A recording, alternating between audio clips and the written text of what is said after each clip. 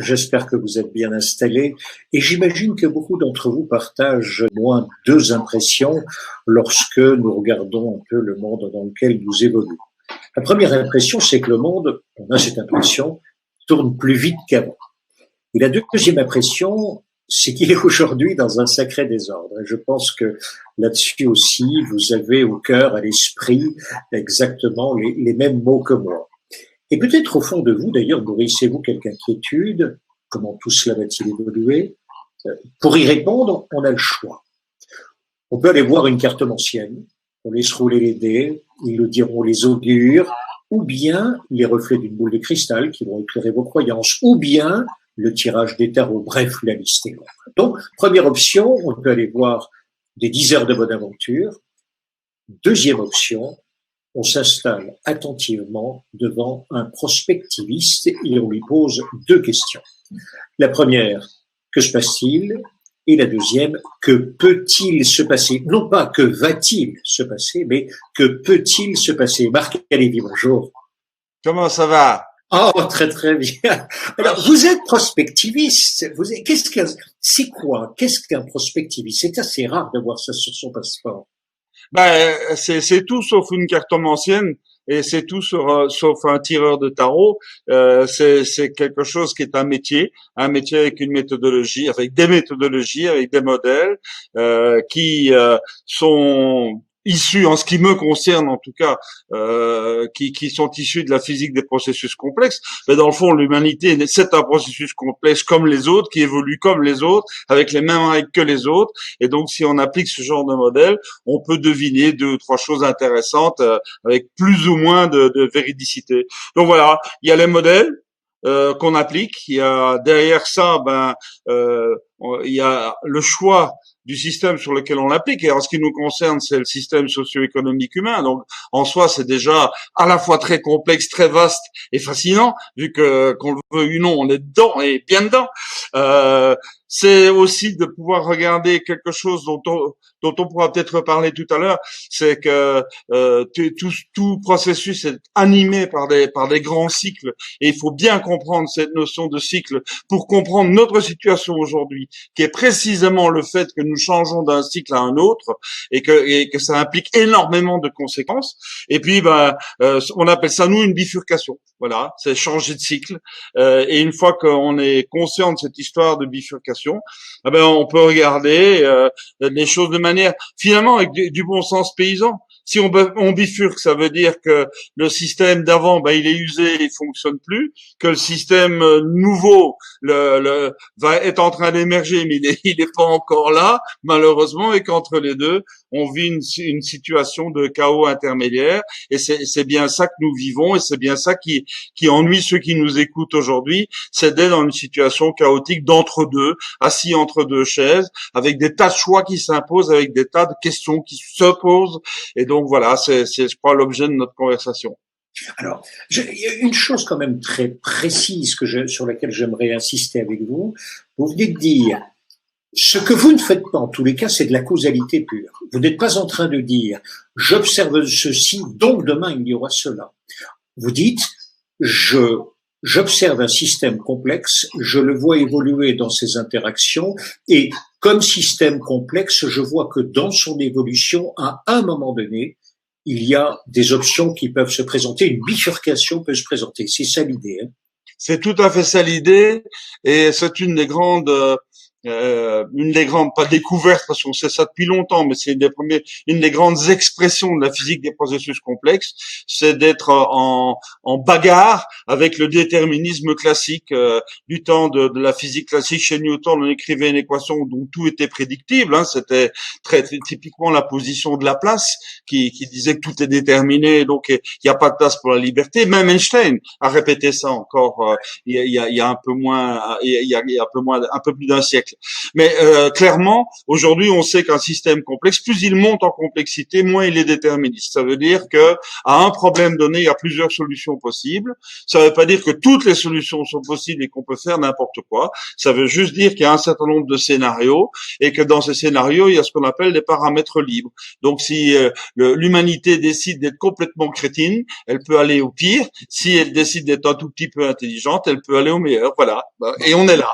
Super. Donc, je précise donc maintenant, mais vous l'avez dit, donc vous êtes un physicien spécialisé dans la modélisation des processus complexes. Vous êtes un philosophe également, spécialisé dans la structure, des traditions spirituelles. Ça veut dire quoi? En des mots simples, ça signifie quoi? La spiritualité, c'est pas la religion. Les religions découlent parfois des spiritualités. La spiritualité, c'est un courant beaucoup plus profond. C'est simplement dire, mais qu'est-ce que je fous là? C'est quoi ce monde? C'est quoi le sens de ma vie dans ce monde? Comment est-ce que je peux me donner des règles de vie qui me permettent d'être à peu près en cohérence avec ce qui se passe autour de moi et de souffrir moins et de produire plus de joie pour moi et pour ceux qui m'entourent. Donc voilà, la spiritualité, c'est ça. Alors des traditions spirituelles, elles vont toutes à peu près dans le même sens, mais il y en a plusieurs. Évidemment, selon la langue, selon les époques, évidemment, selon les contrées. Et il y a des traditions qui sont mises en place et qui méritent d'être comparées entre elles parce que j'avais mon maître à moi qui disait toutes les rivières arrivent au même océan, prends celle qui passe devant ta porte, c'est beaucoup plus facile. Mais tu arriveras au même océan de toute façon. Donc moi je pense que là on a quelque chose qui est intéressant dans cette étude philosophique des traditions spirituelles. Vous avez relevé un pari incroyable, écrire un livre en 72 heures, et vous l'avez fait. Donc, formidable. Coronavirus, autopsie d'un délire. Ça paraît quand, dites-moi? C'est paru là maintenant. C'est paru.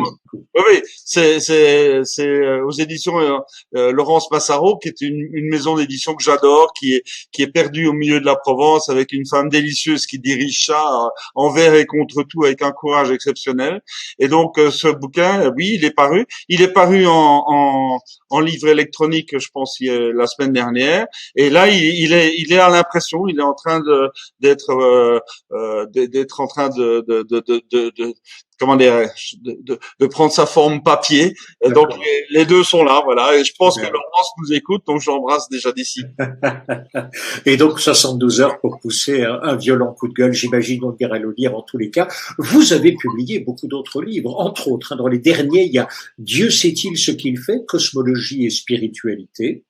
Il y a un deuxième ouvrage, Les moustaches de Nietzsche, une mystique pour le temps qui vient. Quel est votre moteur? Pourquoi cet enthousiasme, cette joie à composer de nouveaux ouvrages, à aller assembler de nouvelles réflexions? Dites-moi, où allez-vous trouver? Pourquoi faire tout ça? Moi, je pense que je pense vraiment que c'est un souvenir d'enfance. Vous êtes bien plus jeune que moi, mais quand même, vous pouvez peut-être vous souvenir de ça. Quand j'étais tout gamin, il y avait bien sûr la télévision noir et blanc que je pouvais voir de temps en temps. Et là, il y avait une émission qui était, et je m'en souviens très très très bien, qui était animée par un monsieur qui s'appelait Claude Santelli, Dieu ait son âme probablement. Et Claude Santelli avait fait une émission qui s'appelait Livre mon ami. Et ce titre m'a pénétré au plus profond de moi, l'amitié avec un livre. Moi, tout gamin, comme n'importe quel gamin du monde, je pense, on est amis avec d'autres gamins.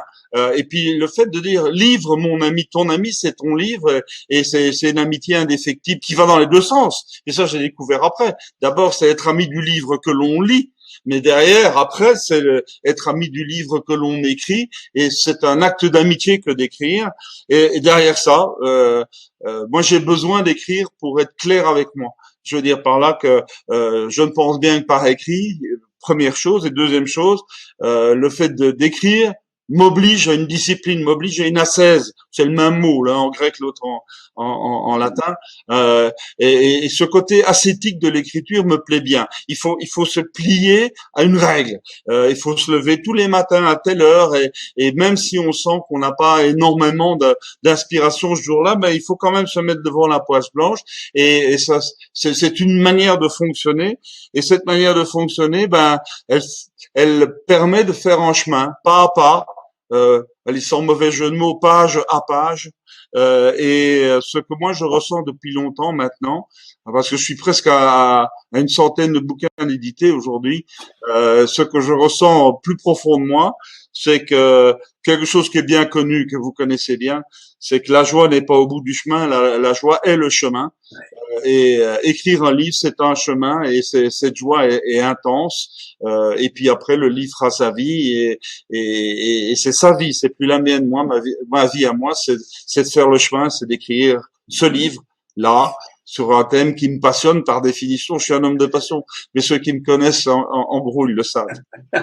C'est Umberto Eco qui disait tout écrivain qui vous dira moi j'écris uniquement pour m'épanouir, etc. dit-il, tout ça c'est de la foutaise. Il n'y a qu'une seule chose que l'on écrit pour soi, c'est sa liste de courses.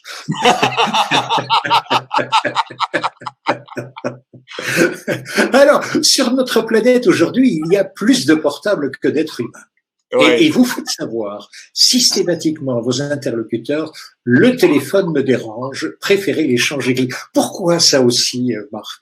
Ah ben, je pense qu'il y a un point de vue personnel, mais il y a un point de vue plus général. Le point de vue personnel, c'est moi, je ne pense bien que par écrit. J'ai pas de mémoire auditive, donc ça veut dire que quand je reçois un coup de téléphone et que quelqu'un me dit quelque chose d'intéressant, ce qui arrive, il faut que je reprenne note aussitôt, sinon ben dans le quart d'heure qui vient c'est oublié. Il m'a dit que, mais c'était quoi encore? Donc pour moi c'est un drame parce que j'ai perdu une info, je dois tout noter. Donc évidemment dès le moment où j'ai un courriel, moi je suis ravi parce que au moins comme ça je dois pas reprendre note après. Cela étant dit, je pense que l'écriture par rapport, enfin le texte par rapport à le textuel par rapport à l'audiovisuel a une vertu, c'est-à-dire de nous obliger à plus de précision, à plus de clarté, à plus de rigueur. Quand on écrit un texte, en tout cas c'est ce qui me concerne, quand j'écris un texte, j'essaye que ce texte soit lisible, soit audible, qu'il n'y ait pas d'erreur, qu'il n'y ait pas d'omission, qu'il n'y ait pas trop de fautes. Et c'est encore une fois, c'est la notion de discipline qui m'intéresse très fort. L'audiovisuel, l'oral de manière générale, ce qu'on fait là aujourd'hui, je sais bien que c'est une rigueur. Et vous, Thierry, que je connais un peu, vous êtes un orfèvre en la matière, vous avez la maîtrise de ça, mais quelqu'un qui est du textuel comme moi a beaucoup plus difficile. Donc il faut vraiment faire un effort énorme pour moi pour être clair, concis, précis et rigoureux dans l'audio, alors que dans le textuel c'est beaucoup plus naturel. Voilà. Alors, dans votre parcours, vous avez travaillé avec plusieurs prix Nobel, dont un, il y a Prigogine, prix Nobel de chimie, alors que lui-même c'était un physicien, c'était au siècle précédent. Je vous pose la question et je donne c'est pas un détail, je donne ce point de parcours, pour vous poser la question, qu'avez-vous appris avec lui? Pourquoi aujourd'hui suis-je en face d'un physicien de la complexité pour parler de mon monde quotidien? C'est ça ma question. Waouh. Est-ce qu'on a le temps là? On a le temps. Mais parce que normalement, en clair, si vous allez sur BFM, ils vont trouver un sociologue. Voilà, ils vont aller trouver un psychologue. On va trouver, voilà. Mais ici, non, c'est un physicien de la complexité qui est en face de moi et qui va me dire, écoute, on va se balader dans le monde et je vais te montrer ou je vais t'expliquer 2-3 petites choses intéressantes. Ouais, je vais en tout cas montrer, expliquer, ça, c'est un autre débat. Bon, Ilya Prigogine, grand monsieur. J'ai eu la chance extraordinaire de le fréquenter, de travailler avec lui, de le rencontrer d'abord. C'était mon prof de thermodynamique et c'est quelqu'un qui est aujourd'hui considéré comme le père fondateur en fait de cette physique des processus complexes que j'ai mentionné là tout à l'heure. Et je suis désolé, mais tout ce qui existe, un arbre qui pousse, la conversation que vous et moi on a là maintenant, la culture humaine, le paradigme paradigmes modernes, tout ça sont des processus complexes, donc forcément rentrent dans le cadre des modélisations qui ont pu être mises en place grâce à Ilya Prigogine. Alors, qu'est-ce que j'ai appris avec Ilya? J'ai appris des choses à la fois extrêmement simples et basiques en apparence, mais extrêmement traumatisantes par rapport à la science classique. Par exemple, une phrase qui est un clin d'œil, bien sûr, mais plus que ça, c'est que j'ai compris ce que c'était que la différence entre un tas et un tout. Un tas de sable et un morceau de vitre ou un circuit imprimé au silicium, c'est le même silicium, mais c'est pas la même organisation. Et que fondamentalement, la différence entre un tas et un tout, elle est là. C'est la notion d'organisation qui est immatérielle. Et donc c'est l'immatériel qui donne valeur aux choses, c'est qui les rend utiles. Et cette immatérialité est quelque chose que nous physiciens on appelle la négantropie, ce qui est le contraire de l'entropie. Et ça, c'est des mots qu'il faut pas trop utiliser parce que ça fait appel à la thermodynamique, ça emmerde tout le monde. Mais n'empêche, voilà, c'est un concept très très très clair. La notion d'organisation. Pourquoi y a-t-il de l'organisation dans le monde? Comment cette organisation ou ces organisations émergent-elles? Pourquoi y a-t-il de la vie et de la pensée derrière la vie, et pourquoi n'y a-t-elle pas un simple magma uniforme et étal de matière? Comment se fait-il que ce genre de choses ait pu émerger, et quelles sont les règles du jeu pour que ça émerge? Et donc vous comprenez tout de suite le lien qu'il y a entre la cosmologie, qui est la formulation que je viens d'avoir, et la réalité de l'espèce humaine et de son évolution. On est aussi en train de faire émerger des civilisations, on fait émerger des paradigmes, on fait émerger des systèmes politiques, des systèmes culturels, des systèmes scientifiques. Tous ces processus d'émergence peuvent quelque part trouver en tout cas des morceaux d'explication dans la physique des processus complexes. Voilà la connexion entre tout ça. Je termine en disant que cette notion de complexité, c'est le deuxième point que j'ai découvert avec Ilya, et le troisième point, c'est quelque chose qui est à la fois banal et génial, comme souvent. C'est que tout ce qui existe est travaillé par trois structures. Une première structure qui est celle de sculpter l'espace. Quelle est ma place dans l'espace, moi en tant qu'objet, moi en tant qu'être humain, moi en tant que civilisation, peu importe. Quelle est ma place dans l'espace par rapport au reste de l'espace? Donc on sculpte l'espace. Deuxième chose, c'est sculpter la forme. C'est la structure formelle, c'est la sculpture qu'on appelle, nous, dans notre jargon, édétique, mais ça, c'est un mot un peu rébarbatif. Sculpter la forme, c'est comment je m'organise. Quelle est mon organisation interne? Et il est extrêmement clair que vous et moi, qui sommes des êtres humains, nous avons des organisations internes qui sont notre physiologie, notre métabolisme, qui sont ce qu'ils sont. Et on peut rêver à toutes sortes de vies, mais si on ne tient pas compte de cette physiologie, on est très vite mort. Et puis la troisième, c'est sculpter la durée. Et ça, c'est quelque chose qui m'a particulièrement intéressé dans l'évolution des systèmes humains. C'est comment l'humanité a sculpté la durée. Il faut pas croire du tout que la structure temporelle de l'humanité est une suite de hasards inconséquents. Bien au contraire, il y a des structures, il y a des cycles, il y a des choses qui se répètent. On en parlera peut-être tout à l'heure. Et donc, moi, je crois qu'il faut regarder ça de très près. Donc, ces structures à la fois spatiales, à la fois formelles et à la fois temporelles, sont des choses qui sont essentielles si on veut bien comprendre ce qui nous arrive à l'intérieur de nous, autour de nous et à plus longue échéance. On y va dans un instant. J'ai une toute dernière question. Avec tout ce parcours, avec Monsieur Prigogine, avec son équipe, et puis la suite aussi de votre parcours, est-ce qu'à un moment donné, vous avez pu faire la passerelle entre, d'un côté, cette physique de la complexité, et de l'autre côté, l'autre bout du monde par lequel vous avez commencé à réfléchir, c'est la philosophie. Est-ce que les deux se sont rencontrés? Ah oui. D'ailleurs, il y avait une très très jolie phrase qui me nourrit depuis 45 ans. Euh, c'est la suivante, c'est quand on est physicien au sens le plus fondamental du terme, c'est-à-dire physis en grec, c'est la nature. Hein. La physique, c'est essayer de comprendre la nature. La nature, c'est tout ce qu'il y a autour de nous, tout ce qu'il y a en nous. Hein. C'est la cosmologie. C'est l'autre mot de la cosmologie. La cosmologie, c'est l'étude du cosmos, c'est-à-dire de l'ordre qui gouverne l'ensemble de tout ce qui existe. Il avait cette phrase que je trouve fabuleuse et qui a d'ailleurs déclenché pour moi le parcours philosophique en parallèle avec le parcours physicien.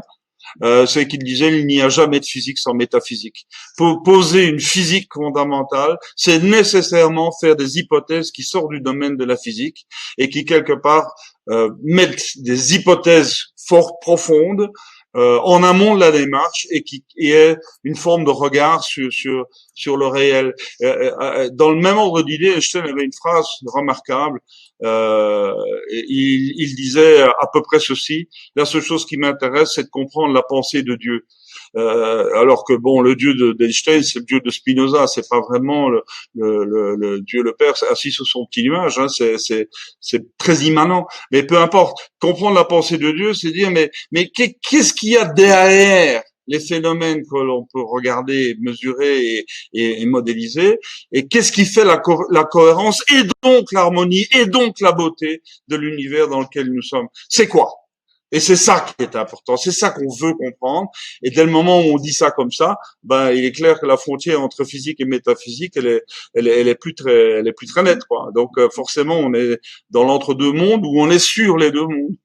Ah oui. C'est Cheng, hein, qui fait partie aujourd'hui de l'Académie française, qui dit simplement ceci: le monde est beau, il aurait pu ne pas l'être.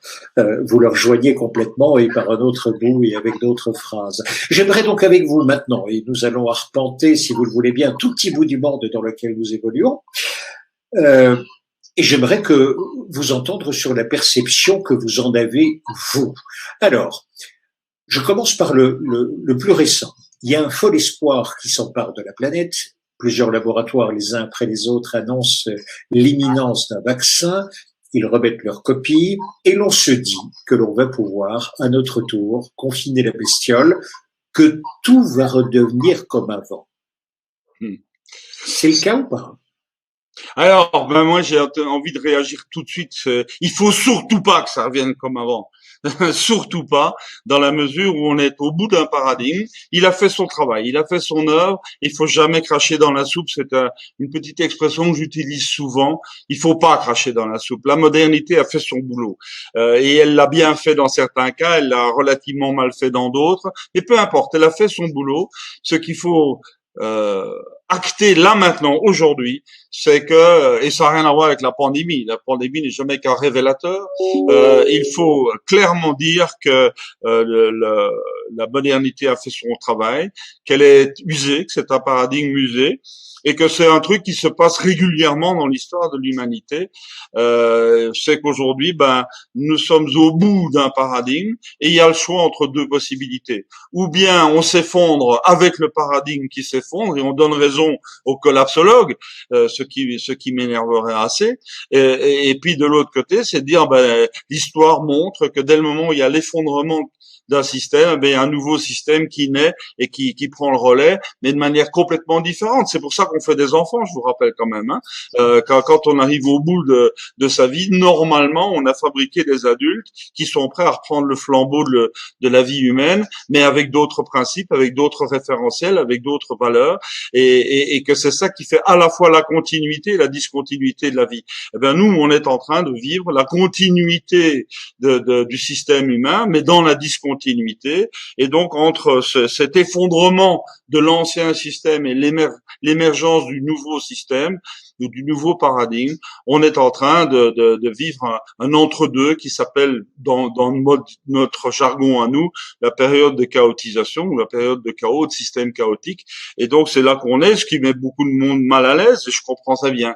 Alors, pour revenir à la question posée, si on se dit, mais il faut absolument revenir comme avant, ça veut dire qu'on retourne dans un système qui est quasiment mort, et donc on va mourir avec lui. Donc c'est la belle option qui s'appelle le suicide. On essaie On essaye de regarder. Alors, les choses très claires. D'abord, la modernité, le système d'avant, c'est quoi? C'est la Renaissance. J'ai pas compris, Ah excusez-moi. bon. Le système d'avant. Le système d'avant, c'est la Renaissance, c'est la modernité, c'est quoi? C'est quoi ça? Le Oui, système, le paradigme d'avant, c'est quoi? alors, le paradigme d'avant, c'est effectivement la modernité. Donc, en gros, ce qu'il faut comprendre, c'est ce que j'essaie d'exprimer tout à l'heure, c'est que le temps est structuré. C'est qu'il y a pas de la continuité bête de l'horloge qui tourne, mais il n'y a pas non plus, comment dirais-je, le hasard pur de l'événementiel qui fait que tout et n'importe quoi et son contraire peut arriver à tout moment. Dans la réalité, tout système évolue selon des structures de temps, selon des organisations temporelles qui lui sont propres. Je suis désolé de le rappeler des trucs simples, mais la vie d'un être humain, bah, c'est 5 stades et qui sont pas interchangeables. Il y a l'enfance, enfin il y a la naissance, il y a la croissance, l'enfance et l'adolescence, il y a la maturité, la vieillesse et le déclin, et puis il y a la mort. Jusqu'à preuve du contraire, en tout cas, on n'inverse pas les stades. Et que si on regarde un tout petit peu convenablement notre propre vie et celle de ceux qui nous entourent, ben on voit qu'on a à peu près les mêmes durées. C'est pas du hasard. Hein. On arrive à la maturité aux alentours de 20 ans, enfin aux alentours de 30 ans plutôt si on prend la maturité sociale. Et puis ben le déclin ben, commence avec la vieillesse. Alors moi, je ne sais pas ce que c'est que la vieillesse. La preuve, c'est que j'ai complètement oublié ce que ça veut dire. Et la mort, bah oui, on sait tous qu'on a une durée de vie. L'espérance de vie, c'est quelque chose qui existe statistiquement, et que bon, ben, on est quelque part aux alentours de 85 ans. Et donc, moi, je pense il faut arrêter l'orgueil humain qui consiste à laisser croire que nous sommes maîtres du temps, que nous sommes maîtres des processus, que nous sommes maîtres de l'univers. Fondamentalement, la réalité nous impose un certain nombre de rythmes. La seule chose que nous puissions faire, c'est nous inscrire dedans et en tirer le meilleur parti possible pour construire quelque chose de beau. Je repose ma question. Dans l'histoire de l'humanité, il y a quoi? Il y a 500 ans, un peu plus, 550 ans. Que s'est-il passé? Que s'est-il passé il y a 550 ans dans l'histoire de l'humanité qui est en train de mourir aujourd'hui? Alors, ben oui, là on est dans le technique pur, c'est-à-dire qu'effectivement la durée de vie moyenne d'un paradigme, là ce sont des mots précis, hein, un paradigme c'est quoi? C'est un ensemble de fondamentaux sur lesquels une société s'élabore à un moment donné et fonctionne pendant le temps, ou en tout cas c'est efficace, et ces paradigmes, ben comme tout ce qui vit, comme vous, comme moi, comme l'arbre que j'ai en face des yeux, ben ça a une durée de vie, ça a un cycle de vie avec naissance, croissance, maturité, déclin, mort, hein, comme on vient de le dire, et que la durée de vie moyenne d'un paradigme, c'est de 550 ans. Donc, si on part de maintenant et qu'on retourne 550 ans en arrière, on arrive à la Renaissance, c'est-à-dire le passage de la féodalité à la modernité. Si on est 550 ans encore avant, c'est l'effondrement du rêve de la chrétienté uniforme et de l'empire carolingien et de la reconstruction d'une Europe globale. Ben ça s'est effondré, ça a donné lieu à la féodalité, avec le morcellement complet en termes politiques et la grande scission entre protestantisme et catholicisme. Et si on retrouve 550 ans avant, ben c'est l'empire romain qui s'effondre avec un changement paradigmatique assez colossal quand même. Et puis 550 ans avant, ben c'est la fin du monde que tout philosophe considère encore comme étant quelque part un petit bout de paradis terrestre, qui était la Grèce antique. Hein, la Grèce antique, c'est le berceau de la philosophie, et les légions romaines envahissent les cités grecques et transforment complètement cette mosaïque de cités grecques où la pensée fleurit en quelque chose qui est un empire construit sur la notion d'ordre politique et l'ordre militaire. Donc, on est bien dans des transformations assez radicales tous les 550 ans. Ben, ça tombe sur nous, et c'est magnifique, et c'est génial, et on peut juste commencer à construire une nouvelle cathédrale après les vieilles. Et donc, ça veut dire que, alors maintenant, baladons-nous, ça veut dire que pour toute question, du coup, il y a plusieurs réponses, ou en tous les cas, il y aura deux réponses. La réponse de l'ancien monde et la réponse du nouveau monde, si je vous suis bien. De l'ancien paradigme et du nouveau paradigme. Mais les questions, elles ne changent pas, on est d'accord. la question ne change pas. Quant à savoir qu'il y a deux réponses, c'est plus subtil, si vous me permettez, Thierry, parce que l'ancien paradigme fournit une réponse toute faite qui, en gros, est le déni de réalité. Disons, on va pas changer, on a des problèmes à résoudre, mais vous allez voir, tout va reprendre sa place, ça ira bien, enfin, on connaît la chanson. Et ça, c'est en gros le discours de toutes les institutions de pouvoir. Et puis, de l'autre, il n'y a pas encore de réponse, il faut la construire. Donc c'est là l'ambiguïté. Mais la richesse et la joie de notre époque, c'est qu'on sait que les anciennes réponses sont pas les bonnes. On sait que ceux qui donnent des réponses exactement inverses à celles de l'ancienne réponse, ils sont dans le faux, forcément, vu qu'ils prennent la même chose mais en transformant le noir en blanc et le blanc en noir. Donc forcément, ça peut pas marcher. Ça c'est tous les rétroactivismes, c'est tous les extrémismes, c'est tous les délires qu'on vit. Et puis il y a cet extraordinaire défi qui consiste à dire on a un monde à créer. Et on a de mauvaises raisons de le faire, c'est que nous avons des enfants et des petits-enfants. Donc là, il faut fonctionner. Alors, est-ce que ça veut dire que c'est une page blanche? La réponse est non. La page qui s'ouvre est une page où il y a des contraintes, celle de la nature, celle de la réalité, celle du passé, celle des généalogies, et il y a des zones de liberté, des zones de créativité. Il y a une chose qu'on sait maintenant qu'il ne faut plus faire, c'est essayer de perpétuer les fondamentaux du paradigme d'avant. Parce que forcément, si on continue sur le même chemin, on sait que c'est une impasse et qu'au bout, il y a le gouffre. Et quand on est au bout du gouffre et qu'on fait un grand pas en avant, vous savez ce qu'il arrive. Voyons les déclins. On les dit. Déclin de l'aéronautique, déclin de l'automobile. Oui, vous actez ça décline? Oui, la pandémie l'a montré. Aujourd'hui, quand vous regardez les 15 secteurs qui ont le plus souffert au niveau économique des confinements, qu'est-ce qui vient en tête? C'est tout ce qui est loisir. En gros, tout ce qui est loisir, tout ce qui est aéronautique, automobile, agence de voyage. Voilà. Bon, on voit bien un repli sur l'essentiel, un repli sur qu'est-ce que je dois faire pour survivre. Et puis le reste, je peux le laisser peut-être un peu de côté. Alors, il est clair que on commence à se rendre compte, et là je sais que je vais me faire haïr par ceux qui nous écoutent, c'est que il faut toujours se poser la question, se déplacer, oui, mais pourquoi faire?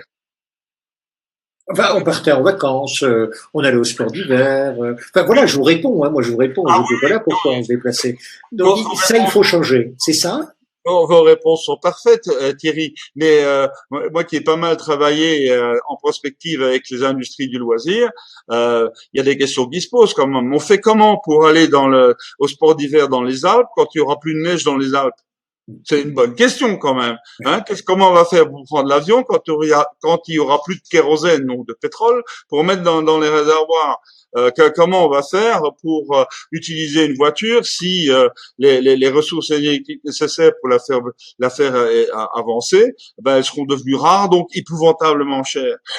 Et en face de ça, est-ce qu'on a vraiment besoin de voyager? Moi, j'ai l'impression quelque part qu'on est en train de redécouvrir la pandémie, et donc le confinement nous a fait redécouvrir quelque chose, c'est que le voyage intérieur est au moins aussi important que les voyages extérieurs. Et que je sais, pour le vivre dans mon Morvan, parce que là je suis en pleine ruralité et j'ai vu depuis quelques mois des changements de comportement colossaux, c'est des gens qui disent mais j'ai pas besoin d'être loin, j'ai besoin de voir un arbre. J'ai besoin de voir un coucher de soleil sur un lac. J'ai besoin de ça et je n'ai pas besoin forcément d'aller à 8000 kilomètres pour ça. Je l'ai là tout près. Et donc, on est en train, je pense, de redécouvrir des choses à la fois extrêmement simples, extrêmement profondes. Vous voulez le fond de mon sentiment? Je crois qu'on est en train de redécouvrir la vie avec un grand V. On est en train de se dire qu'on n'est pas des êtres hors sol, qu'on n'est pas dans des clapiers de béton et de verre et d'acier, et qu'on a besoin de voir une mésange, on a besoin de voir une pâquerette, parce que c'est la vie, et que nous participons de la vie avec un grand V, et donc on a besoin de retrouver cet enracinement. Il faut pas aller à 10 000 kilomètres pour ça, 200 suffisent, voire 20. Donc moi je pense qu'on est en train de redécouvrir quelque chose comme ça. Je peux faire l'avocat du diable? Bien sûr. L'aéronautique, Airbus a annoncé un avion hydrogène pour 2035. L'automobile, Tesla a passé son premier million de voitures électriques. Voilà, je me dis, tiens, il y a peut-être un futur pour ça ou pas? Ou bien vraiment ça encore, ce sont peut-être de mauvaises réponses. Ah, en tout cas, c'est une bonne question. Ah, ce qui me paraît clair, moi, c'est que eh, je ne sais pas si c'était très clair, mais moi, mon parcours, moi, je suis venu à la physique par Elia Prigogine, qui était mon professeur de thermodynamique. Et le mot thermodynamique est important. Ça veut dire, en fait, c'est quoi la thermodynamique? C'est l'étude de toutes les transformations d'énergie. Tiens, comme par hasard, vous parlez d'énergie motrice avec le bateau, avec l'avion, avec la voiture, etc. Il y a un truc qu'on ne parvient pas à faire entrer dans la tête des gens. C'est le premier principe de la thermodynamique qui consiste à dire que l'énergie se conserve. Ça veut dire qu'on ne crée pas de l'énergie. On ne consomme pas de l'énergie, on la transforme. L'énergie, elle est ce qu'elle est en quantité finie. Il n'y en aura jamais plus, il y en aura jamais moins dans l'univers. Donc, ce qui est très, très, très clair, c'est que quand on me dit il faut absolument économiser l'énergie. Donc là, on consommait moins. Je dis ça, c'est une aberration, une aberration thermodynamique. On n'économise pas de l'énergie et on ne consomme pas d'énergie. L'énergie, elle est ce qu'elle est. Qu'est-ce qu'on fait alors? Ben, ce qu'on fait, c'est on change la nature de l'énergie et on va déstructurer de l'énergie organisée, par exemple une molécule d'essence, et on va la transformer en vapeur d'eau et en fumée. Mais la quantité d'énergie est toujours la même. Alors, vous avez donné deux exemples. Exemple du mode, enfin, de l'avion à hydrogène. C'est fort bien le moteur à eau, parce qu'en fait c'est ça dont il s'agit. Le moteur à eau qu'on appelle aussi la pile à combustion est quelque chose de très très vieux. Moi j'ai vu le premier véhicule à moteur à eau fonctionner dans la cour de l'école polytechnique en 1971. Donc c'est pas nouveau cette affaire-là. La seule chose qu'on oublie de dire, c'est que l'hydrogène il y en a pas. Il y en a pas à l'état natif. Il faut aller le chercher. On va le chercher où? En cassant des molécules d'eau ou des molécules de méthane. Et ce sont des molécules extrêmement stables. Il faut énormément Oui. d'énergie pour les casser. Ils s'accrochent beaucoup, hein, les uns aux autres, hein, ces petits atomes-là, oui. Mettez un peu d'hydrogène dans l'oxygène de votre pièce, vous allez voir qu'il ne restera plus grand-chose. Hein, donc, ils s'aiment beaucoup. Et donc, bon, ça fait de l'eau, donc c'est pas polluant, c'est bien. Mais encore faut-il avoir de l'hydrogène et on ne l'a pas. Donc, ça veut dire que le cycle de l'hydrogène est un cycle tout à fait intéressant, mais avec des rendements extrêmement bas. Donc, ça veut dire que sur la quantité d'énergie produite, il y a la grande majorité de cette énergie qui sert uniquement à une seule chose, c'est à produire l'hydrogène qu'il faut pour produire l'énergie. Donc, on tourne un peu en rond et les rendements sont positifs, hein, et clairement. Et il faut donc pas jeter le bébé avec l'eau du bain, mais il faut savoir que c'est simplement comme toujours, toutes les énergies alternatives ont de très très mauvais rendements et que allons avec le moteur électrique. Le moteur électrique, enfin, il y a une question simple derrière. D'accord, il faut de l'électricité pour avoir un moteur électrique. Il faut recharger quelque part. Elle vient d'où cette électricité? Ben, il faut la produire. Ah, et on la produit où et comment? Ben, on la produit dans des centrales électriques. Ah oui. Et comment on fait pour pour produire l'électricité dans les centrales électriques? Ben, on fait du nucléaire, on fait du charbon, enfin, on brûle du charbon, on brûle du gasoil, on brûle des hydrocarbures généralement quelconques. Tout ça va bien. Et on va les chercher où? On va les chercher où ces combustibles-là? Dit ouais, mais non, mais c'est pas ça le débat. C'est qu'il faut absolument quelque chose de non polluant. Ah oui, oui, oui, ça c'est clair. Il faut quelque chose de non polluant. Et donc ça veut dire que si je court-circuite le raisonnement, je dis ceci, c'est que pour pouvoir fonctionner avec pour pouvoir dépolluer les villes avec des moteurs à électricité, on va les polluer la campagne avec des centrales, des centrales à combustion. Donc autrement dit, on déplace le problème et on ne le résout pas. Et donc, moi, je pense que ça, c'est une constante depuis 40 ans qu'on parle de transition énergétique. C'est qu'on ne se rend pas compte que le problème n'est pas de produire autrement. Le fond du problème, c'est de consommer beaucoup moins. Alors, quand on revient au point de départ de notre conversation, Thierry, quand on disait prendre l'avion, mais prendre l'avion, pourquoi faire? Est-ce qu'on est vraiment sûr qu'il faut prendre l'avion?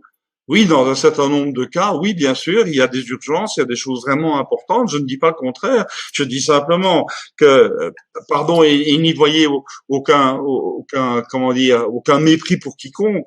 Mais les charters de 300 personnes pour Djerba, qui tous les 2 jours décollent pendant le mois de juillet et août, c'est juste une aberration mentale. Voilà. Et donc, moi, je pense que c'est une solution riche. On a été riche pendant la modernité. On était dans une situation d'abondance et c'est très bien. Et il y en a qui en ont profité et c'est très bien. Il faut pas cracher dans la soupe, encore une fois, mais aujourd'hui, c'est fini. F-I-N-I. Merci beaucoup, Marc. Première étape. Marchons encore un petit peu. Bon, on vient de voir le tourisme, etc. Oui, voyons le travail. Ah, là, pour le coup, depuis la Covid-19, depuis la pandémie, beaucoup d'entreprises ont basculé systématiquement et massivement dans le télétravail en disant, ah, finalement, on peut peut-être s'organiser autrement. Là encore, on ne reviendra plus jamais en arrière, ou bien, je sais pas, est-ce que là, c'est aussi un indice, un symptôme d'une évolution intéressante? Alors, est-ce qu'on reviendra en arrière ou pas? Ça a questionné votre cartomancienne de tout à l'heure, là, mais je sais pas trop. Je n'y manquerai pas. Et vous me direz ce qu'elle dit en échange, d'accord? Mais ce qui, moi, me paraît relativement clair, c'est, de nouveau, c'est un principe de physicien, donc un principe de bon sens. C'est déplacer de la matière coûte beaucoup, beaucoup plus cher que de déplacer de l'immatériel. Donc, déplacer de l'information, ça coûte beaucoup, beaucoup moins cher en temps et en énergie. Je parle même pas d'argent. Hein, ça coûte beaucoup moins cher en temps et en énergie que de déplacer de l'information. Regardez tous ces gens qui, pour aller au travail, sont des nafteurs qui, le matin, font 40, 50 kilomètres aller, 50 kilomètres retour, dans des voitures avec le stress, le danger, les accidents, etc., etc. C'est quand même payer le prix fort, non? Donc moi je me dis que aujourd'hui nous avons un outil qui s'appelle le numérique et on en parlera peut-être, mais qui en est à son début. Je veux dire par là, on est en train d'essuyer les maladies infantiles pour l'instant. Le numérique, il est tout sauf mature aujourd'hui, mais au moins on a déjà des outils assez remarquables. Le télétravail est un outil possible. Cela étant dit, est-ce que c'est la panacée qui va résoudre tous les problèmes? La réponse est non. Ça n'existe pas, les panacées. En revanche, dire que le télétravail va participer à la qualité de vie de demain, à la qualité du travail de demain et à cette frugalité à laquelle nous sommes invités à participer, moi je pense que c'est inévitable. On ne peut pas contourner ça. Le télétravail fait partie de la réalité aujourd'hui, et si on le regarde euh, avec des yeux un petit peu, comment dirais-je, des yeux un petit peu rationalistes, enfin, sans tenir compte beaucoup de l'aspect humain qui pour moi est pourtant fondamental, mais on en parlera après, mais du point de vue purement rationnel, aujourd'hui, de 50 à 60% du travail des gens pourra, à très court terme, être fait en télétravail. Mais avec des problèmes humains colossaux. Il faut pas croire que ça se résout comme ça. On a besoin de l'autre. On a besoin de la relation tactile, visuelle, orale avec l'autre. On a besoin on sait à peu près aujourd'hui que le télétravail, s'il fait plus que 60% du temps de travail, devient destructeur. Marc, on a aussi basculé massivement dans le télétravail. Ça s'est fait assez brutalement d'ailleurs. Quelques entreprises seulement y allaient, mais de façon épisodique et rare. Et là, on se dit, ben, est-ce qu'on reviendra un jour en arrière? Possible ou pas? Bon, alors, il y a différents regards à poser là-dessus. Le premier regard, c'est de dire que de toute façon, déplacer de la matière, et le corps humain, c'est une matière, ça prend énormément de temps, ça coûte énormément d'énergie, et que donc, il vaut mieux déplacer de l'immatériel, des informations, par exemple, que de déplacer du matériel. Parce que la loi d'inertie est là et que la matière elle résiste au mouvement et l'information pas. Cela étant dit, donc on a tout intérêt à gagner du temps et gagner de l'énergie en travaillant plus à distance et en travaillant plus sur l'information et en se déplaçant moins. Donc le déplacement en soi est quelque chose qui est, je vais dire, un luxe de riche et nous ne sommes plus riches, ni en termes de temps, ni en termes d'énergie. Donc on va devoir apprendre à fonctionner autrement. Cela dit, c'est pas tout télétravail ou rien télétravail, c'est un équilibre à trouver et on sait aujourd'hui que 60% de télétravail c'est le maximum et que 40% de présence, le présentiel est indispensable pour garder les contacts humains, pour garder l'engagement réciproque, pour garder la culture commune, etc., etc. Enfin, pour avoir cette motivation, cette passion commune qui fait le groupe, l'entreprise, le réseau, peu importe comment on l'appelle. Et donc là, on a sur le télétravail lui-même, plein de problèmes humains qui se posent parce que moi j'ai eu 6 enfants et j'ai six petits-enfants là aujourd'hui. Il est clair que je me mets à mes 40 ans, travailler à la maison au milieu des 6 enfants qui sont pas à l'école et d'avoir la discipline de vie qu'il faut pour pouvoir faire mon boulot à peu près convenablement, ça demande des nerfs d'acier. Hein. Donc il est très clair que c'est pas si facile que ça de travailler à domicile. Donc il y a des solutions intermédiaires. Est-ce qu'il y a moyen ou pas de trouver un endroit protégé pour faire son travail à distance? Est-ce qu'il doit être solitaire ou est-ce qu'il peut être commun avec des gens qui habitent pas trop loin de soi, etc., etc. Donc tout ça, c'est des réflexions qui sont en cours. Ce que moi je voudrais dire très clairement, c'est que demain le travail sera en grande partie du télétravail. À organiser, à penser, à optimiser, mais ce sera du télétravail parce que faire 60 kilomètres le matin en voiture et 60 kilomètres le soir en voiture pour aller de son domicile à son travail avec tous les dangers, la fatigue et le stress que tout ça implique, c'est usant, c'est absurde. On gaspille du temps de vie qui vaut mieux que ça. Enfin, voilà. Vous dites également, si on poursuit sur le numérique, parce que c'est aussi dans le même prolongement, les avocats, les médecins, les notaires, les comptables, les assureurs, tous ces professions vont voir augmenter la part d'algorithmes dans leur secteur. Ça veut dire quoi? Alors, vous ne dites pas ils vont disparaître. Vous dites la part d'algorithmes va augmenter. Conséquence. Oui. Ah, ça c'est c'est la belle question. Comme d'habitude avec vous, cher Thierry. La belle question, c'est que on va commencer par le point le plus simple.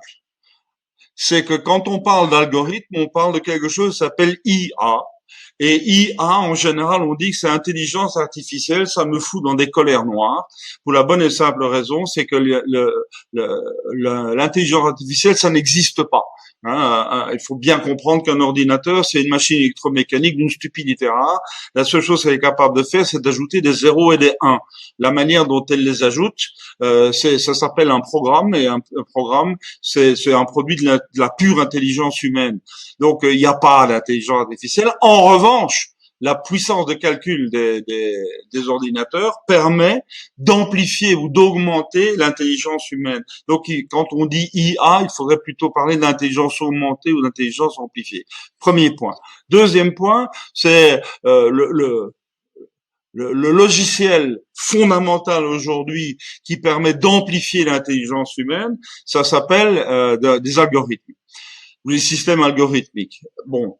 Pourquoi est-ce que ces systèmes vont se répandre? C'est Monsieur Gabor, qui s'appelle Denis Gabor, c'est un physicien et un ingénieur hongrois qui a inventé l'holographie, qui a eu le prix Nobel en 71, si ma mémoire est bonne, je suis pas très sûr, qui a établi un principe simple.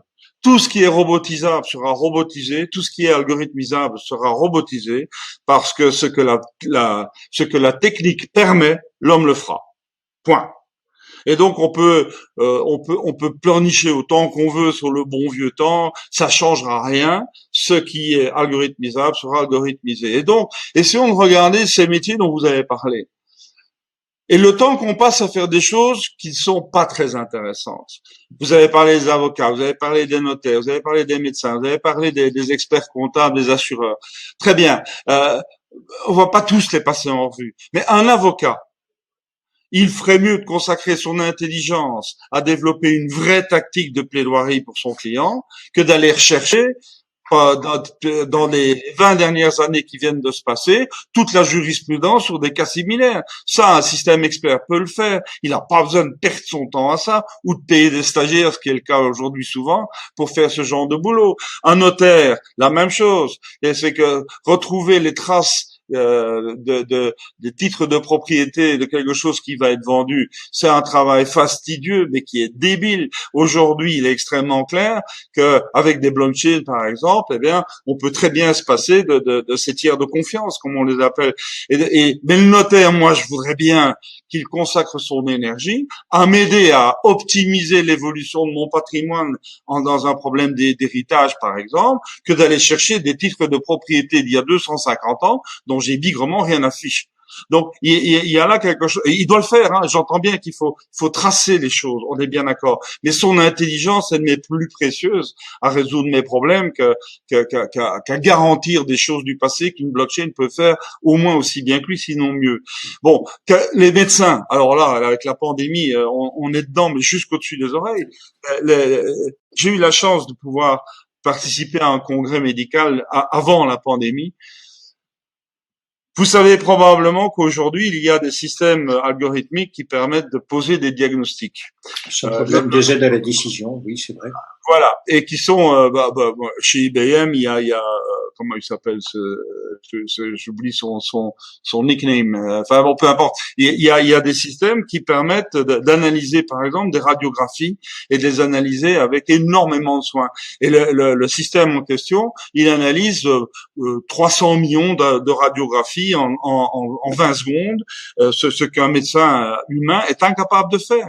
Donc, ce que je trouve intéressant, c'est que la conclusion du président de ce congrès auquel j'avais été invité était magnifique. Mais ça change tout.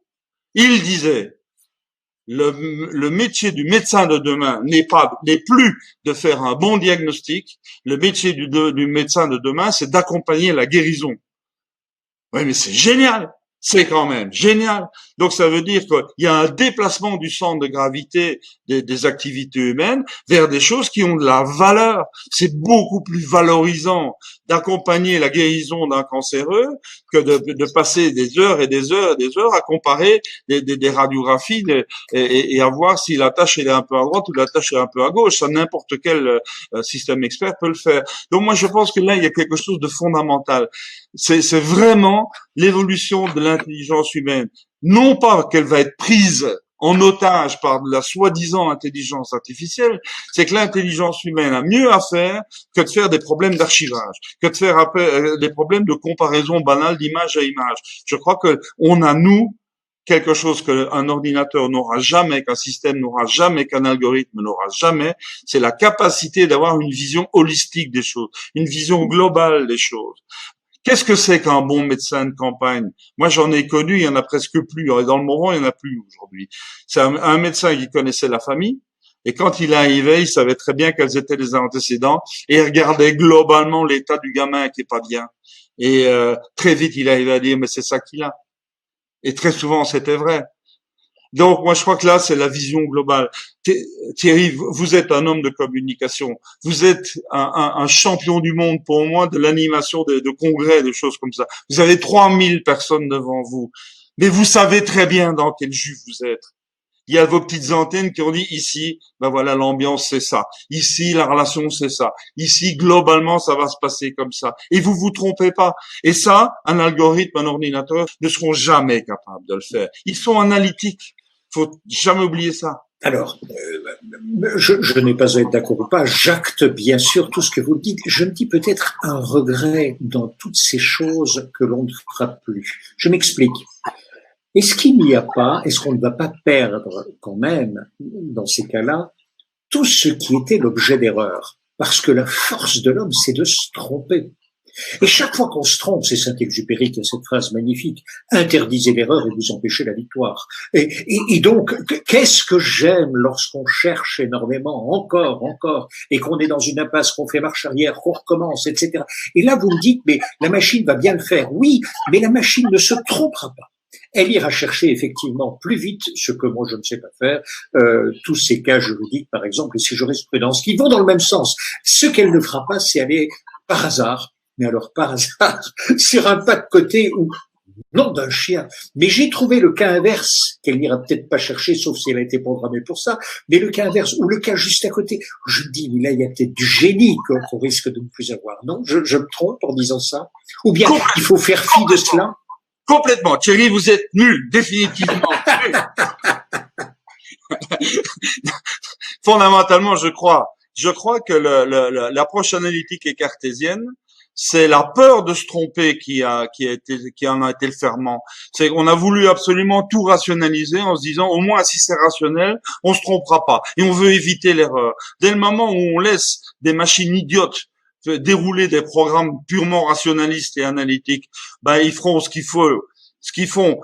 Et je reviendrai sur la notion de biais dans 2 minutes parce que il faut pas l'oublier ça, hein. Mais ce qui est fondamental, c'est que quand nous, les êtres humains, nous allons développer des nouveaux talents, des nouvelles activités qui seront beaucoup plus globales, beaucoup plus holistiques, beaucoup moins linéaires, la probabilité de se tromper va augmenter de manière incroyable. Et c'est là où il faudra retrouver du génie, justement. C'est ce feeling, ce flair, ce sens de la relation, ce sens de l'empathie, c'est jamais programmable, c'est jamais algorithmisable. Mais on se plante. Évidemment qu'on se plante. On trouve quelqu'un d'hyper sympathique, on passe 2 heures, et puis juste après, on se rend compte que c'est un forban quelconque, ou que c'est un menteur, ou que c'est un infâme personnage. Donc moi, je pense que là, moi, je suis pas paniqué du tout par rapport à ça. Je crois qu'au contraire, l'homme va être remis en face de sa capacité d'erreur. Et c'est lui qui va assumer ses erreurs. Et c'est plus le système. Le système, il va lui donner du bon matériau. Et je reviens à ma question de biais parce que je voudrais en parler un tout petit peu. C'est que l'ordinateur, il ne fait que donner ce qu'il a été ce pourquoi elle a été programmée. Ce pourquoi elle était programmée. Voilà. Hein? Donc très clairement, il y a un proverbe américain qui dit garbage in, garbage out. Hein? Si tu mets de la saloperie dedans, tu vas avoir de la saloperie dehors, quoi, forcément.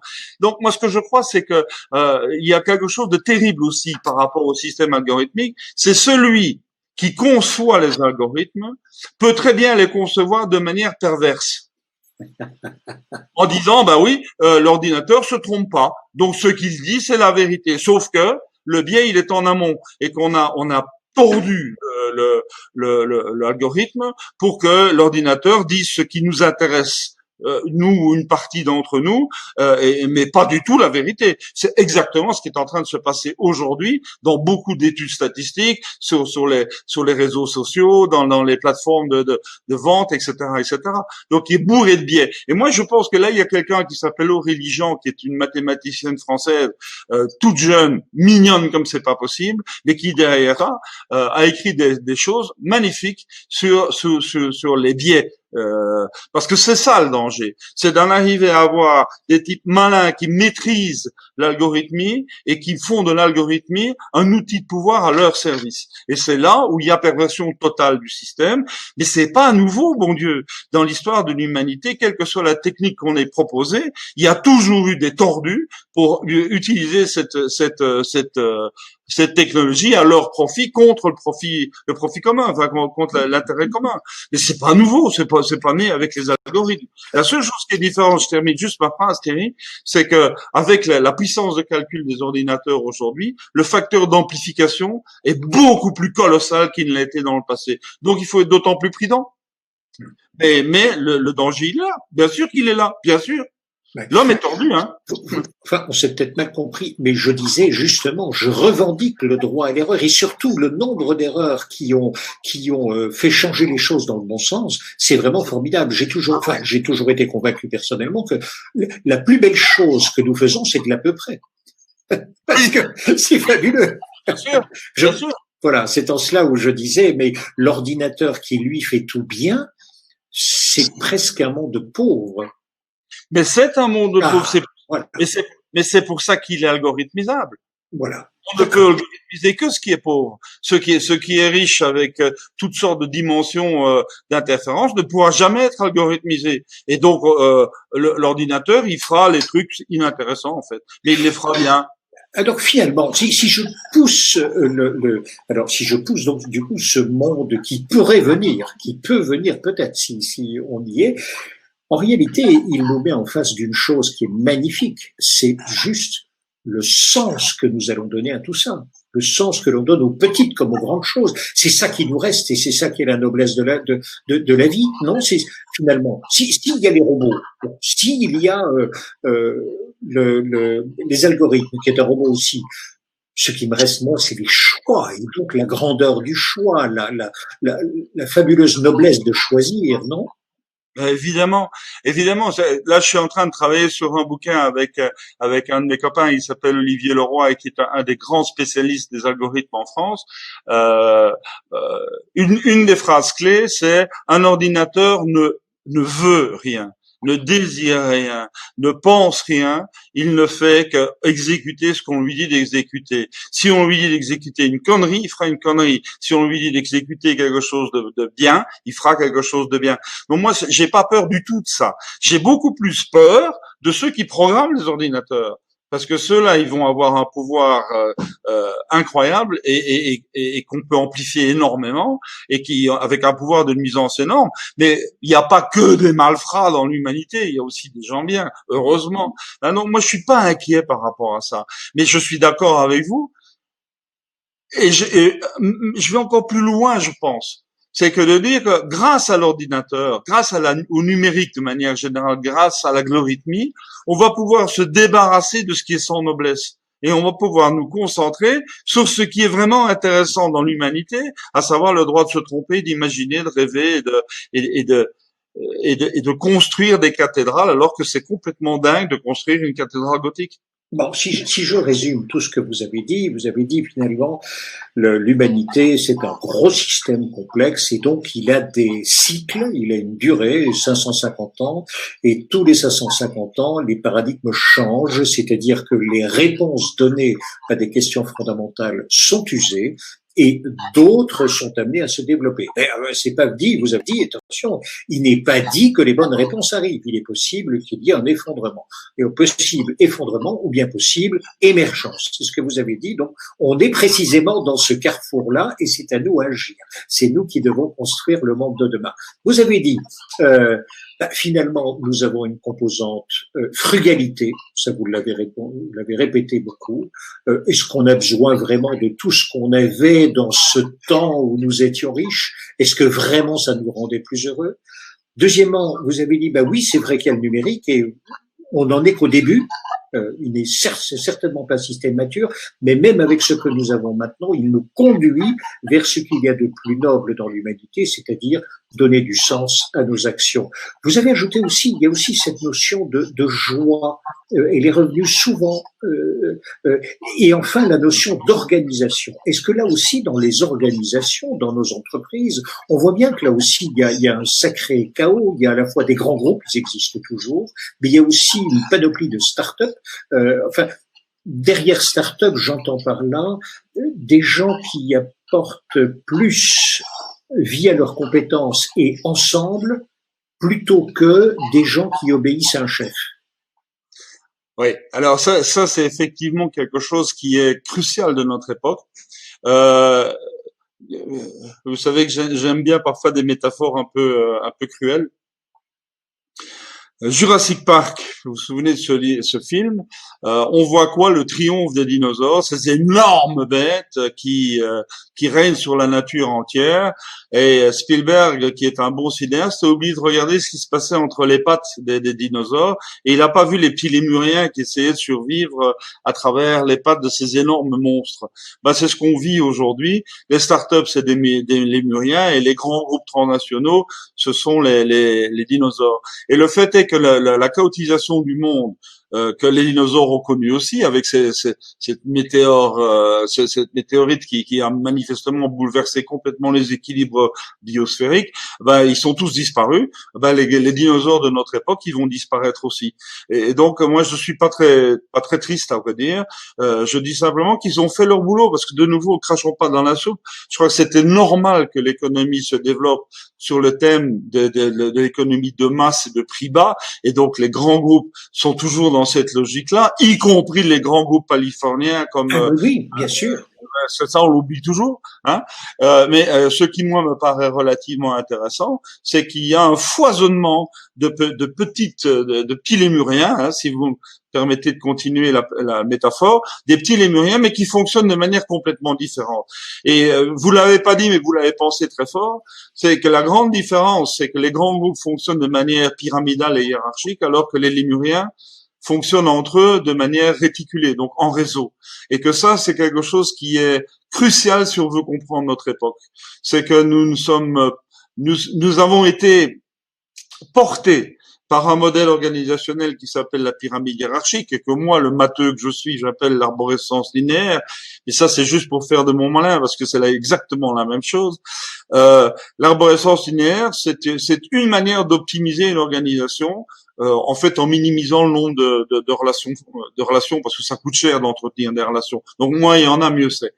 Mais le problème, c'est qu'il y a un prix à payer. Et que quand on a un nombre minimum de relations, on a le coût minimum, c'est vrai, mais on a aussi l'efficacité et surtout comment dit-on ça, le fait de répondre au monde. Oui. L'absence de réactivité, on a une absence de réactivité maximum. Minimale. Pardon. Donc la réactivité, elle est très très faible parce qu'il n'y a pas assez de relations, il n'y a pas assez de liens, il n'y a pas assez d'interactions. Donc la réactivité, elle est minimale. Alors tant que le monde, il est stable, tant que le monde, il est tranquille, tant que le monde est prévisible, pourquoi s'énerver sur la réactivité? Mais le problème c'est que notre monde à nous, il est tout, sauf stable. Sauf tranquille et sauf prévisible. Donc, moralité, le système pyramidal hiérarchique ne peut plus fonctionner. C'est bien ce qu'on est en train de vivre. Donc, il suffit de regarder comment les gens fonctionnent entre eux. Ce sont des groupes de réseaux plus ou moins virtuels, plus ou moins réels, plus ou moins physiques, plus ou moins mentaux. Enfin, peu importe. Mais le mode de fonctionnement est en train d'évoluer avec des règles du jeu qui sont notoirement différentes. Et c'est ça qui est passionnant dans notre époque.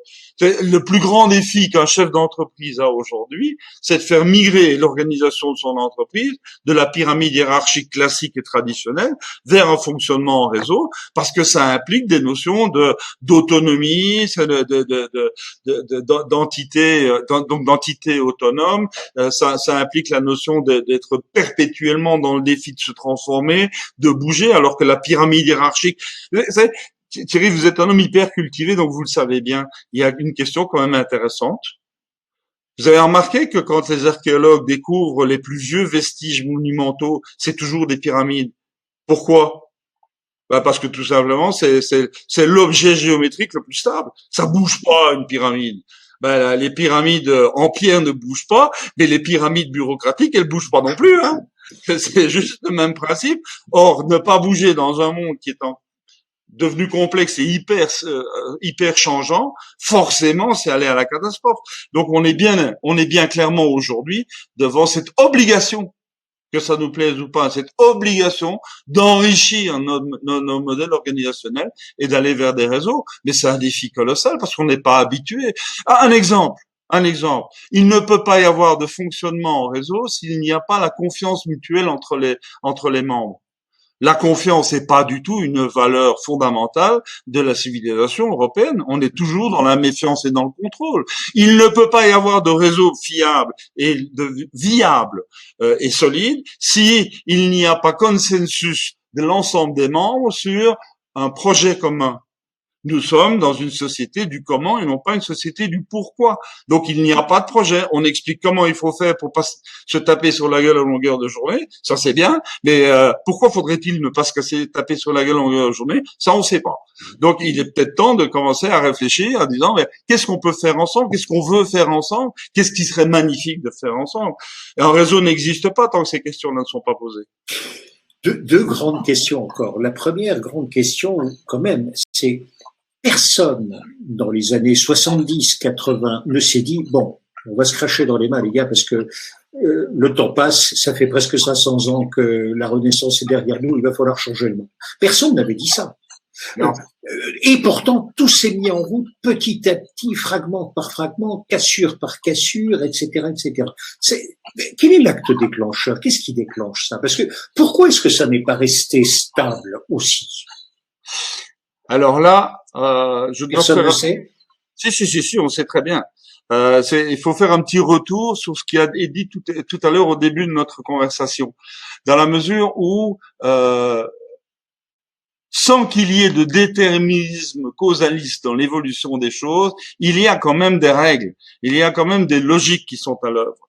Et donc ça veut dire que tout processus complexe, quel qu'il soit, évolue dans le temps en trouvant un optimal entre deux types d'organisation dans le temps. Il sculpte la durée. Moi j'adore cette expression. Sculpter la durée. Il y a deux outils. C'est ou bien la progressivité. Hein, par exemple, les sociétés humaines deviennent de plus en plus complexes, de plus en plus nombreux, etc. Bon, ça c'est la progressivité. Et l'autre que les Grecs avaient très très bien compris, c'est la cyclicité. Et que le problème est que quand on lit la Bible, on a le parfait exemple de la progressivité, c'est la tradition juive, et la tradition grecque dit c'est la cyclicité. Et en fait, ils avaient tous les deux raison. Parce qu'en fait, l'évolution d'un système complexe, c'est presque par essence, c'est la compétition entre ces deux manières de faire. Et donc nous, on a regardé euh, après plusieurs siècles, la modernité était obsédée de progressivité. On a appelé ça le progrès, on a appelé ça le progressisme. C'est à peu près les mêmes racines. Hein. Elle était obsédée de progressivité. Comment faire une exponentielle définitivement croissante avec une croissance définitivement croissante, hein, et on est toujours un peu piégé par ces mots-là. C'est une aberration. C'est une aberration fondamentale. Mais en revanche, retourner à la pure cyclicité grecque est tout aussi aberrant. Parce que c'est nier que les données du problème ont évolué fondamentalement et que la complexité du monde d'aujourd'hui est 1 milliard de fois supérieure à la complexité des cités grecques au VIe siècle avant les chrétiennes. Donc on est bien devant le constat simple, c'est que nous devons organiser le dialogue entre la progressivité d'une part et la cyclicité de l'autre. Et pour ça, il faut savoir qu'il y a des cycles. Et pour ça, il faut les regarder. Et regarder qu'il y a des cycles, ça veut dire, ah ben oui, on a effectivement des cycles paradigmatiques qui durent 550 ans en moyenne, et on est au bout de l'un d'entre eux, et donc on est quelque part sorti de l'ancien système, on n'est pas encore dans le nouveau, on est dans une zone chaotique dont la pandémie est une des multiples manifestations. Et si on comprend pas ça, on comprend pas le défi qu'il y a. Et on comprend pas qu'il y a quelque chose là qui est réversible. Parce que si on s'obstine à rester dans l'ancien système, on meurt avec lui. Donc, c'est mon avant-dernière question. Du coup, là, on fait quoi? On est appelé à faire quoi? Alors, on est appelé à faire quoi? On est appelé un petit préalable. Je pense que nous sommes en France, comme vous le savez très bien, Thierry, je suis pas du tout d'origine française, et que mes cultures à moi sont des cultures, ils sont pas du tout liées à la notion d'État, à la notion de dépendance par rapport à l'État. Moi, je pense que ce qu'il faut faire, c'est bien prendre conscience que l'État, par définition, est une structure de pouvoir qui a été créée par la modernité et qui mourra avec elle. Donc ça veut très clairement dire ceci, c'est que il ne faut pas attendre que Monsieur Macron ou d'autres, pour lesquels j'ai du respect, hein, là n'est pas la question, que Monsieur Macron va nous dire, eh bien mes enfants, à partir de demain, nous allons être sur la courbe verte et voilà ce qu'il faut faire pour y arriver. Hein, c'est certainement pas lui qui va le faire, ni aucune institution de pouvoir, puisque par définition, le nouveau paradigme que dans mon jargon j'appelle la courbe verte, feu vert pour l'avenir, que ce nouveau paradigme va avoir d'autres structures de pouvoir, va avoir d'autres structures de régulation et que l'État va quasiment disparaître probablement. Comment voulez-vous demander à l'État qu'il scie la branche sur laquelle il est assis? Donc il ne le fera pas. Donc qu'est-ce qu'il faut faire? C'est ça la question, Thierry. Qu'est-ce que vous allez faire? Qu'est-ce que je vais faire? Qu'est-ce que nous allons faire? Eh bien, il y a une chose très claire, c'est que nous avons tous le pouvoir de faire évoluer notre monde, notre petit monde, moyen monde, notre monde. On peut le faire évoluer vers le paradigme de demain. On peut l'y construire. Et pour ça, il y a un certain nombre de règles. Vous avez parlé de frugalité, vous avez parlé de numéricité, vous avez parlé de réticularité, donc de travailler en réseau, et il y en a quelques autres. Peu importe. Ce que je crois, c'est que ces règles-là, elles existent. Appliquons-les à notre vie. appliquons-les à notre vie, et puis fondamentalement, si vous ne le faites pas, si je ne le fais pas, personne ne le fera à notre place. Il faudra bien qu'on construise notre monde nous-mêmes, et on a une bonne raison de le faire, j'ai déjà dit, c'est nos enfants et nos petits-enfants. Donc très clairement, il va falloir que nous prenions en charge l'avenir de notre humanité. Et peu à peu, ben, ces initiatives privées, ces initiatives locales, ces initiatives entrepreneuriales ben, vont converger, et le nouveau paradigme sera en fait la confluence ou la coalescence de l'ensemble de toutes ces initiatives qui, si elles partent des mêmes principes, seront en harmonie les unes avec les autres et vont créer le nouveau paradigme. Mais on n'est pas dedans là. Hein. Là, pour l'instant, on est vraiment en pleine zone chaotique et tout reste à faire. Donc, il y a une chose à faire. Permettez-moi d'être brutal. Arrêtons de pleurnicher. On retrousse les manches et on se met à boulotter demain. C'est parce que ce soir, il est un peu tard. Oui, et puis à 18h, il faut aller manger sa soupe. Voilà. Marc, vous êtes connu, bien sûr, des fidèles de Bibouda. Vous leur proposez quoi aux fidèles de Bibouda? Dites-nous. Moi, j'aime pas trop parler de moi et de faire de la pub, mais comme vous m'y incitez, je crois que c'est important que vous veniez me voir. En fait, moi, je vis dans le Morvan, je peux plus me déplacer pour des raisons physiques, mais on organise des tas de choses dans le Morvan, des séminaires de réflexion, ben moi, je serais heureux de pouvoir voir certains d'entre vous. Venez me dire un petit coucou, et pour ça, ben, il faut aller voir les sites, celui de Bibouda par exemple, ou celui qui s'appelle www.lacabaneverte en un seul mot, parce que c'est le nom du lieu dit, lacabaneverte.fr. Ben, il y a des tas de choses qui s'y passent, il y a des tas de rencontres, et on vient d'en finir une là hier, avant-hier, pardon. On était 10 et c'était génial. C'était juste génial parce que vous savez, la teneur des alchimistes. Hein, on sait ce qu'on y met, mais on sait pas ce qui va en sortir. Eh ben, c'est souvent comme ça. C'est du plomb qui rentre et c'est de l'or qui sort. Et ça, c'est génial. Voilà. On y vient seul, on y vient en famille, on y vient en couple, on y vient en entreprise. Alors tout est possible dans la mesure où moi je le dis d'autant plus à l'aise que c'est pas moi qui organise l'infrastructure et la logistique de tout ça. Ce sont des endroits où il y a de l'hébergement en chalet individuel, où chacun peut vivre chez soi avec sa famille ou en couple.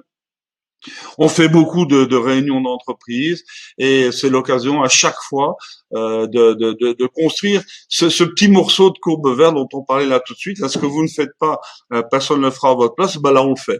Là, on le fait. Alors sans orgueil, sans démesure, juste en conscience de la capacité que chaque être humain a de porter un morceau de l'avenir de tous. Voilà. Et c'est ce qu'on essaie de mettre en place. Marc Halévy, merci beaucoup pour cette balade à travers notre monde qui est un monde chaotique, ça vous l'avez affirmé à plusieurs reprises, mais qui est un monde plein d'espoir. Il suffit d'ouvrir ses mains, de cracher dessus, de rire et de se dire et maintenant on y va uniquement pour sa propre vie. Et vous avez dit c'est juste à portée de main ce monde en question. Il n'est pas à portée d'espoir, il est à portée de main. C'est quelque chose qu'il faut faire et qu'il faut vivre. On est bien d'accord là-dessus. Donc demain est à portée de main. Merci beaucoup, Marc. À bientôt. Merci beaucoup de nous avoir suivis. Au revoir, mille fois merci, Thierry.